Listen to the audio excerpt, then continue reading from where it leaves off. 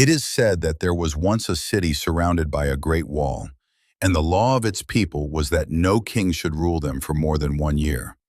When the king completed his year of rule, they would dress him in a white robe, perfume him, carry him on their shoulders as they paraded him through the city, and then send him to a deserted island where he would spend the rest of his life. One day, a king finished his year on the throne. As was their custom, they dressed him in a white robe, perfumed him, lifted him on their shoulders, and paraded him around the city, bidding him farewell.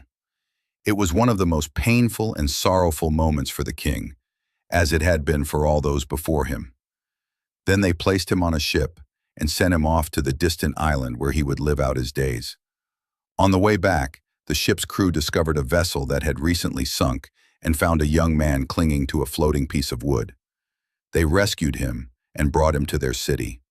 They asked him to become their king for 1 year, but he refused at first. Eventually, he agreed. They explained to him the city's law. After 1 year of rule, he too would be carried to that island. 3 days after ascending the throne, the young king asked to visit the island. He found it covered with dense forests, filled with the sounds of wild animals roaming freely, and the bodies of former kings scattered lifeless on the ground. Upon returning to the city, he gathered 100 strong workers and took them to the island. He ordered them to clear the forest, build a palace, and construct a dock for ships. He visited the island once a month to supervise the work, and progress was rapid. Over time, the island transformed into a beautiful place. The king was wise. He wore simple clothes, spent little on himself, and dedicated most of the money gifted to him to developing the island. When the year was complete, and it was his turn to leave the throne, the people dressed him in the customary white robe, perfumed him, and carried him on their shoulders, just as they had done with all the kings before him. But this time, there was something different. The king was not sad. Unlike his predecessors, he had been clever and had prepared the island where he would spend the rest of his life. He was joyful to be leaving behind the burdens of governance and the worries of people. He looked as though he were embarking on a delightful journey.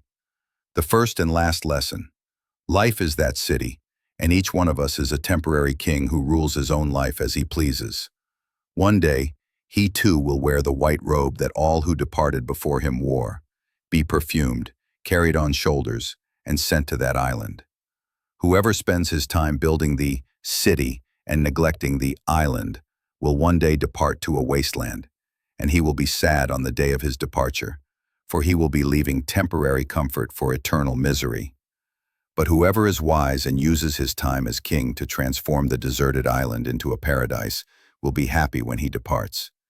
He will feel like a prisoner who has been freed from worries, responsibilities, illnesses, and pain, and it will seem as though he is setting off on an endless vacation. Each of us today is a temporary king, and we will all go to that island. Whoever planted roses will go there to pick them, and whoever planted thorns will go there to reap them. We truly appreciate your support. Please subscribe to Abbas Talk. Like this video if you found it helpful, and share it with others to help our community grow. Until next time, take care.